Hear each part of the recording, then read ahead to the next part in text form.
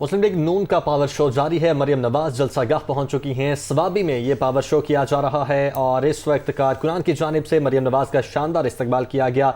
जलसे की तैयारियां भी मुकम्मल हैं, पिंडाल सज चुका है, पार्टी परचमों और बैनर्स की हर तरफ बहार है।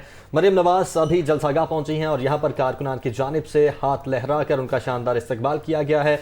उनके हक में नारेबाजी भी की जा रही है, साथ ही साथ नारे भी लगाए जा रहे हैं और मरियम नवाज का खूब इस्तकबाल किया गया है। इस वक्त पार्टी कारकुनान एक बड़ी तादाद में मौजूद हैं और कुछ ही देर के बाद मरियम नवाज इस जलसे से खिताब भी करेंगी। स्वाबी में ये पावर शो का मुजाहरा किया जा रहा है। मुस्लिम लीग नून की अवामी राबिता मुहिम जारी है और इसी सिलसिले में मुख्तलिफ मकामात पर जलसे किए जा रहे हैं। मुल्क के मुख्तलिफ हिस्सों में स्वाबी में आज का जलसा हो रहा है और यहाँ पर अभी कुछ देर कबल मरियम नवाज पहुंची हैं और कारकुनान की जानिब से शानदार इस्तकबाल किया जा रहा है। और अभी आप देख सकते हैं कि मरियम नवाज भी हाथ हिलाकर उनके इस्तकबाल का जवाब दे रही हैं।